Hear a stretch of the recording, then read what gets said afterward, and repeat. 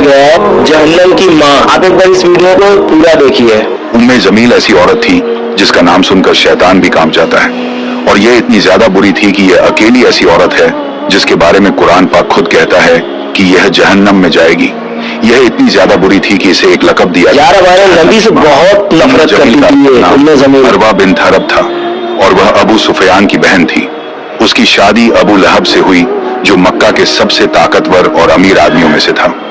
दोनों अपने माल और रुतबे पर घमंड करते थे, लेकिन दिलों में हसद और नफरत भरी हुई थी, खासकर रसूल अल्लाह सल्लल्लाहु अलैहि वसल्लम के लिए। जब नबी सल्लल्लाहु अलैहि ने इस्लाम की दावत दी तो सबसे पहले अबू लहब और उम्मे जमील ने आपका मजाक उड़ाया।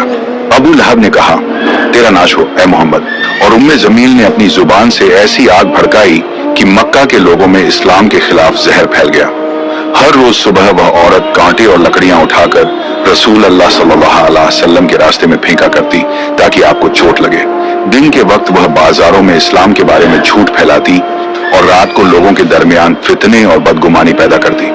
उसकी जुबान तलवार से तेज थी जो किसी के ईमान को चीर देती थी।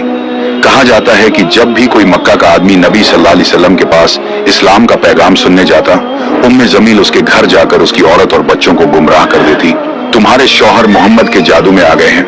ऐसे शब्दों से वह घरों में फसाद फैलाती थी और लोगों के दिलों में शक और नफरत डालती थी। इससे ज्यादा जिल्लत का काम और क्या हो सकता है कि एक औरत अपनी पूरी जिंदगी सिर्फ नफरत फैलाने में लगा दे।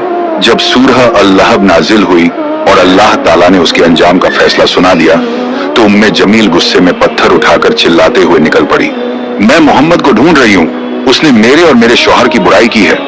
लेकिन जब वह मस्जिद हराम पहुंची, रसूल अल्लाह वहां हजरत अबू बकर रज़ी अल्लाहु अन्हु के साथ बैठे हुए थे। अल्लाह ताला ने उम्मे जमील की आंखों पर पर्दा डाल दिया। वह आपके सामने से गुजरी मगर देख नहीं सकी। उस वक्त हजरत अबू बकर ने हैरान होकर कहा, या रसूल अल्लाह, यह तो आपके सामने से गुजरी लेकिन आपको देखा ही नहीं। रसूल अल्लाह सल्लल्लाहु अलैहि वसल्लम ने मुस्कुराते हुए फरमाया, अबू बकर, अल्लाह ताला ने उसके और मेरे दरमियान पर्दा डाल दिया है।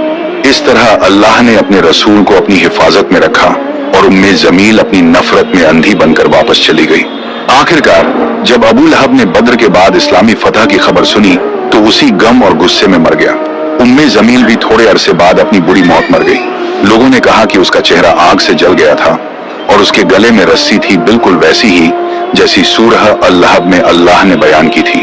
कुरान ने फरमाया, वह अबू लहब आग में जाएगा और उसकी बीवी जो नफरत की लकड़ियां उठाती थी उसके गले में खजूर की रस्सी का फंदा होगा।